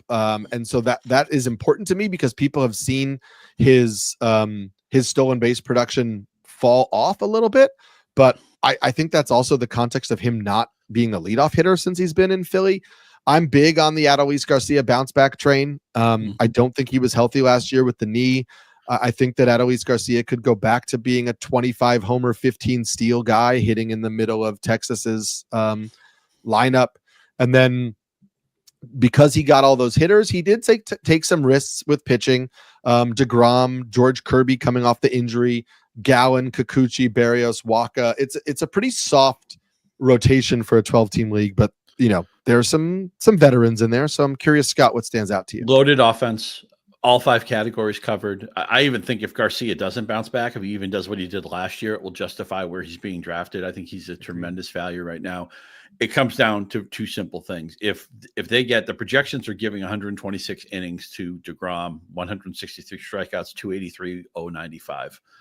That to me, I love DeGrom, and I have him on my most important team as a keeper. I'd take that right now. I think that might be a little bit wish casting for the projections, which are usually more like 50% things. I have no idea what Jacob DeGrom is going to do. If I knew DeGrom would make 18 starts, if I knew Kirby would get 25 starts, I think Justin Mason would be the favorite to win this league because he built a fantastic offense. I also think Jose Barrios is underrated in the fact, look, he's going to have 185 innings. He's going to have an ERA in the mid to high 3s, a whip that's playable. He'll strike out 165 guys. He's a guy in this depth of format, you're going to play every week. And there's something to be said for those guys. So what? He's not the Cy Young pitcher we hoped he'd develop into. He's still very reliable. But obviously Justin's season would come down to who is DeGrom and who is George Kirby. Yeah, I agree with that. James, we'll take one more. We'll talk about one more roster. Chris Towers over at CBS. We're just going to say DJ, not because he's our boss, but obviously it's the best team. DJ, hands down, phenomenal job. He wins. But also, DJ, lots of Mets here with Minaya and Senga, Vientos. He pulled some of those cards. I mean, Duran and Ellie and Happ and look at all the destination offenses, right? Atlanta, the Mets, the Red Sox. A lot of getting guys in those high end offenses, like even just his whole team. Mets, Red Sox, Phillies, Rangers. Mets, Padres, He's Dodgers. He's such a solid Cubs, drafter. If he was Guardians. like a golf on the golf tour, he'd be hitting every fairway. That's just the type of That- drafter that DJ is. That is a I would be shocked if DJ didn't intend to draft players on good teams because of the way that roster comes together, and there's value in that, right? Hitters on good teams are going to get more at bats. They're going to get more counting stats. Pitchers on good teams might get more wins. Like those are things that matter. Maybe even a better defense behind them too. Sometimes for sure. But we've got 3.5 minutes until Yahoo kicks us out of this, James. So let's talk about the last team, Chris Stowers' team from CBS. What stands out to you here? We've got Nico Horner at his shortstop. Nico, who they claim he's going to be ready for domestic opening day. You've got Tucker and Julio Rodriguez. You've got, popular breakout choice in Dylan Cruz. You've got Spencer Steer, who's battling these shoulder injuries, but then a rotation of Corbin Burns and Glasnow and Castillo. He waited on saves and got Urseg, who is maybe in a committee. Jordan Romano, who could pull away in Philly. What stands out to you about Chris's team?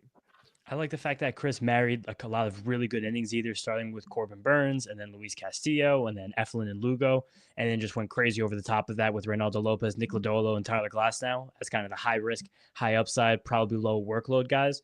And then that Ozzie Albies pick at the 5th round is probably one of my favorite. We've talked a lot about positional value in this video.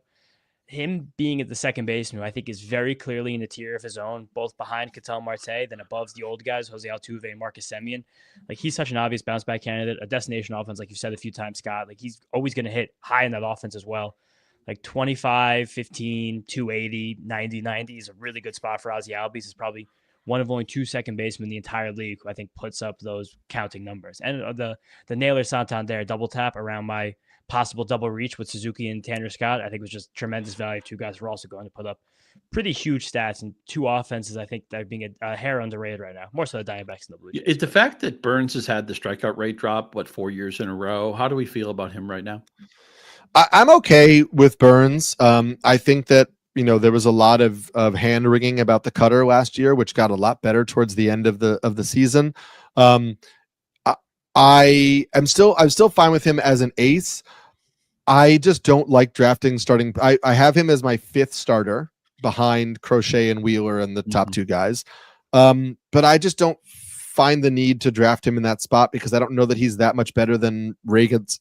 Or that's where I'm at. If you drop a tier, I think you get a guy who has like a 45-55 chance of being as good as Burns or better anyway. That's kind of where I'm at. That's why I'd rather wait and get Reagan's or wait and get one of those guys. Yeah, I think for me it's more a matter of like I'm not opposed to it. I'm not going out of my way to get him. Let's see. I just want to pull up a couple of questions here. We weren't able to get to a lot of questions during the show. Emerald here mentions that first base is the shallowest in his opinion. He ended up with Mountcastle and took a risk with Encarnacion Strand. And so those are some late first base targets. Where does Encarnacion Strand fit into that group for you, Scott, with like the Yandis and the Goldschmidts and the, Mountcastles and Hoskins? He was a prospect of some note before last year, and then he got hurt, obviously. And yeah. I'll be honest with you. Every name you mentioned, I like more than CES. It's just with the way his body has betrayed him. I'm nervous to draft him. Doesn't mean I'm right on that. I would even take Atolia, who I know you weren't in on. I'd even take him over CES. I think I need a prove it year from him, and I've strayed away. But maybe that I'm a little bit too risk averse on that. I think CES is a fun way to dream on, though. Like last year, the projections were so good on him that he was being drafted some NFBC drafts like inside the top 150, and I think that's still the same player. We still have the same minor league track record. But again, it's just you kind of need both the miracle of health and the playing time to come through. But again, if you want a first baseman to dream on, it is CES for sure. Yeah.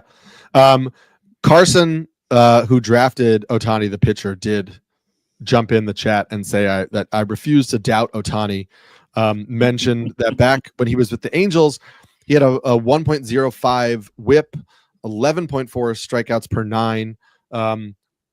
And that was while playing on a bad Angels team, obviously. So even if Ohtani's load management is serious, he's a monster. and he'll take that upside at pick like 160. He And then I guess he was hurt a lot in his Anaheim days, and this is a team already in the playoffs. So I will pound the table, and if I'm wrong, I'm wrong. I think Ohtani's not going to pitch a lot this year. I think they're going to really, really slow step that. I wonder how much they're going to pitch Glasnow. At some point, maybe they'll get Kershaw back. They're basically going to throw volume at the starting pitcher position and hope to have 3/4 of those guys healthy in October. Yeah. That's a good bet as well. Emerald did also say to add in Orion Kerkering as a decent RP sleeper, another guy who could emerge in saves, but will just help you with your ratios and stuff. James, I'm going to throw it to you. We're just going to get some final takeaways here in terms of just not specific picks. We don't have to go through all of our drafts again, but just how are you generally approaching your drafts strategy-wise? How did you feel about your strategy in this draft? Is there an approach? Is there a change that you might take after how this went? Or what kind of tips would you give to people in a typical 12-team draft if they're drafting this weekend? I think in terms of what I've been looking for so far in 12-team drafts, it's be open-minded to risk with pitching. Because like I said earlier in this, that we're expecting less volume from every pitcher in the league at this point. So it's worth taking your shots at upside, the DeGroms, the Striders, the Kirbys, the Snells, the Glasnows, the Sales. Like those are guys who we probably can't count on a ton of volume, maybe Sale a little bit more, but that way that season ended last year, I'm a little terrified of him. Just be open to the risk and then be able to jump and scoop those nice, stable pitchers in the mid rounds, the Lugo, the Eflin, the Reese Olson, the Arrigettis. Like those are the guys that will help you kind of mitigate your risk as you're building a pitching staff. Because to win a 12-team league, you have to take some risks, and I think those risks are worthwhile for pitchers more so. Agree. Please draft Spencer Arrighetti. And remember, we always talk about the comps between running backs in fantasy football and starting pitchers in fantasy baseball, where it's so much of it you want us to have a lot of these guys, right? You want to have a lot of retickets. You have to expect attrition. You have to expect injuries, and so the build. Even though the sports are different, the science behind both of those position builds makes a lot of sense because they do link up together. I will say Dan Thompson, who drafted with us just now, who's from FTN, he also agrees that we won't see much of Ohtani this year on the mound. And Mark says hi. And so, hi, Mark. Thanks. Hi, Mark. Scott, any other takeaways? Anything that you would do differently based on how you approach this draft? Any insights to people drafting this weekend? Yeah, I think I might have taken an earlier second baseman, but I want you to focus on hitting early, and I want you to proactively add pitching. Just every 3 or 4 rounds, make sure you're getting a pitcher because I think the second and third tier of pitching, I think like that pitcher 7 to pitcher 23 is filled with so many similar guys. It's the big Ron Chandler concept is what players are similar in skills or likely production, but they're separated by like 7 rounds or 8 rounds or 10 rounds of value. I want you to focus on guys like that. I mentioned Buxton being like the arbitrage Mike Trout, but I want you to come away with really good hitting. But when you're not going to be the first person to draft a pitcher, but when you get like 4 pitchers deep, I want you to feel really good about what you have. And you can always acquire saves. We didn't even draft Alexis Diaz, who's going to close for Cincinnati. Is he though? Well, maybe he won't. But the point is he's undrafted. I want you hitting dries up quicker. I want you to really have like a 3 or 4 hitter foundation you feel great about. Yeah, I agree with you. I will just say, if this was a deeper draft, if we were drafting, benches, whatever, one of my favorite final round picks is Scott Barlow. The Reds know Alexis Diaz has command issues. They signed Scott Barlow and Taylor Rogers for a reason this offseason because Rogers has closing experience when he was on the Twins. Barlow has closing experience when he was on the Royals. Barlow's velocity is up this spring. I don't think Alexis Diaz has a long leash in Cincinnati. I think they want to contend. And when any team signs 2 guys with closing experience in the offseason, when they seem to have a set closer, that tells me they want guys with end of game experience in case things go sideways. Things have gone really sideways for Diaz this spring. And he's already like doing extra work on his mechanics, and Francona's saying that they need to line up his mechanics. And there's just a shot that Alexis Diaz doesn't have this role at the start of the season as they let him like iron out these kinks. And Barlow and Rogers are guys who are good enough where like if they're in a lefty righty committee, they could be saving games for the Reds well enough that the Reds don't feel like they need to force Diaz back into that rotation. They apparently tried to trade Diaz in the offseason, according to some of the Reds beat writers on Twitter, and people weren't biting because of the command issues. And so I think there's a real chance that Diaz is the first like locked in closer who loses his job. I'm far more worried about him than Bednar. I'm going to agree with Scott on the takeaways of like, I'm hammering starting pitching after I get hitting, for a while. And I'm comfortable getting 5 hitters, first 5 picks, see how the draft goes, know who you're comfortable with as your ace for your pitching staff. Or if you don't get an ace and you get, you say, I'll draft, double tap pitchers, these 2 guys. Know know what that tier is for you.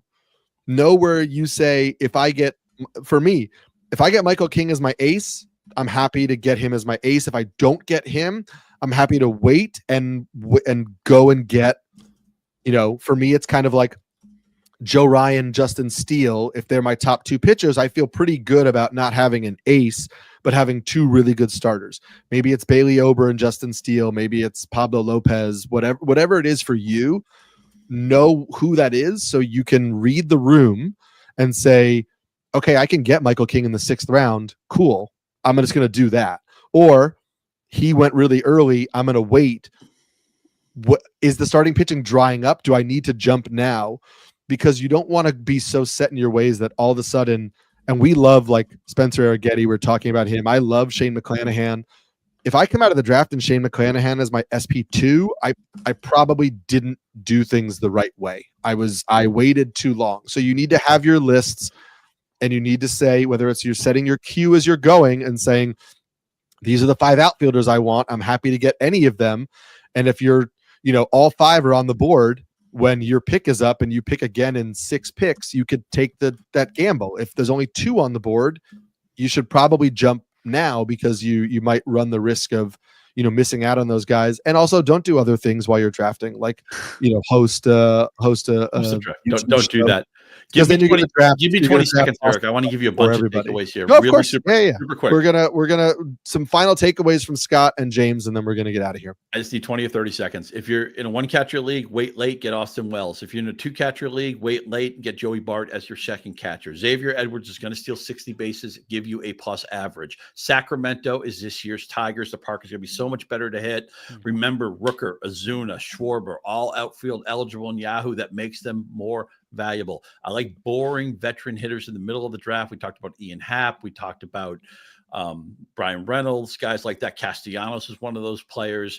But then when you're shifting a little bit, we talked about Arrighetti a lot. Just who can strike out guys, who has upside. Don't worry about the ratio so much. This was the Lima plan that Ron Chandler came up with so long ago. Who can miss bats? Who could give me 175 strikeouts? Mackenzie Gore is already one of those guys. He did it last year.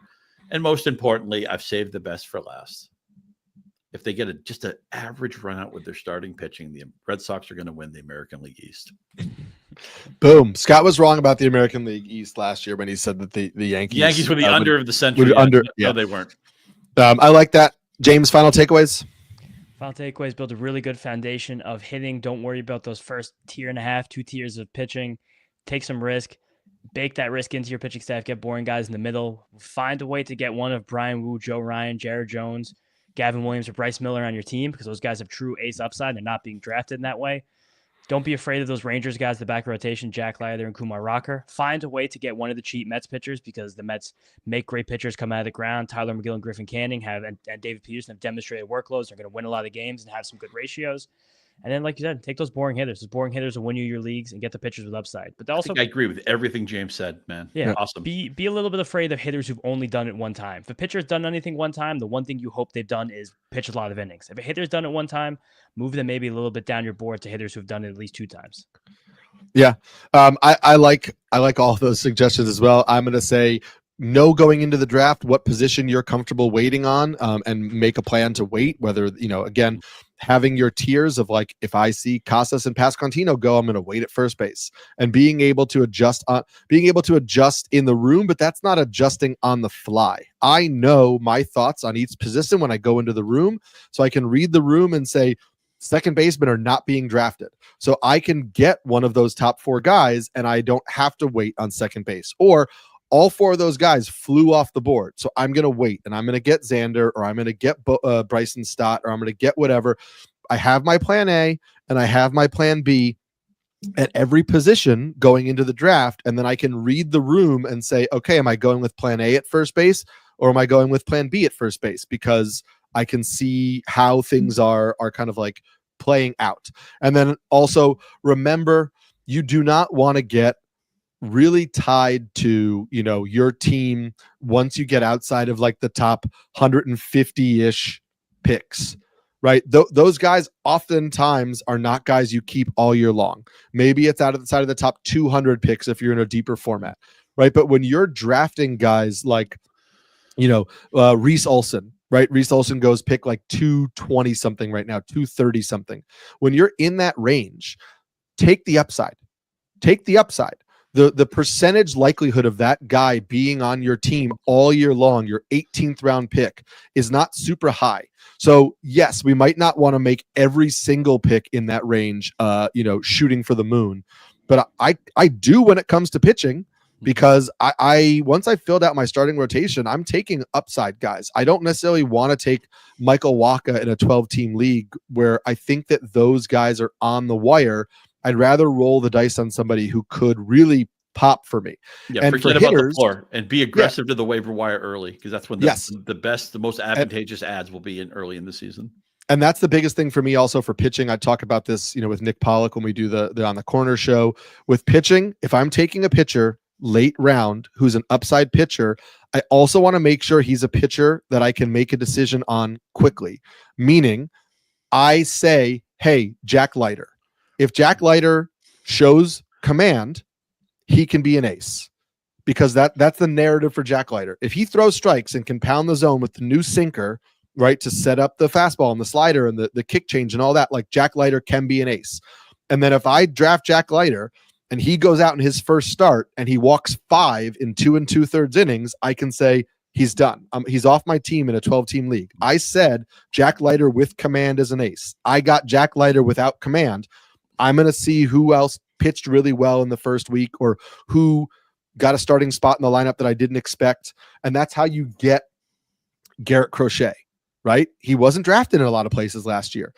I personally drafted like AJ Puck and DL Hall and guys like that over him.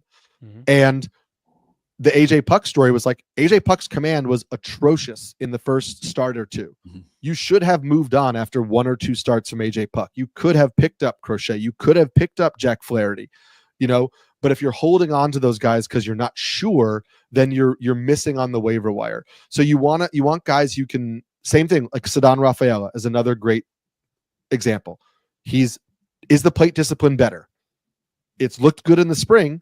If you draft Ceddanne Rafaela in a 12-team league, and the first week of the season, he's going back to doing exactly what he did last year, and he's swinging at everything outside of the zone, and you see a hitter who's really popping on waivers, you can make that call, because you want guys where you're going to know early on if they're doing the things you want them to be doing. You want to draft bench players who intrigue you, but the worst thing you can do is fall in love with your bench. When those reveals come in April, it's the Monty Hall problem. When you have more information, you're allowed to change your mind. And that's like the entire ethos of playing the waiver wire. Yep.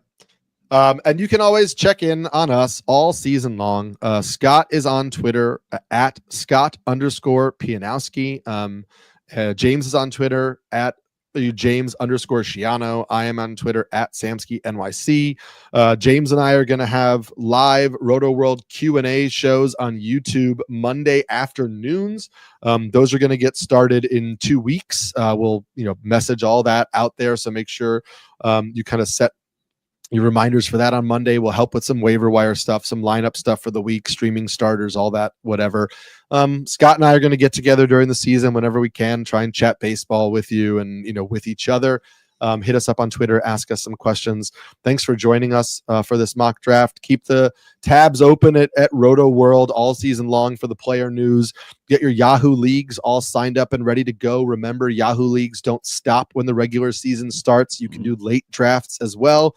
So if you want to cheat a little bit and wait and see who's healthy in May and get a draft going with some friends, make sure you do that. And here's to a happy, healthy baseball season for all. We will check you later over here on Rotoworld.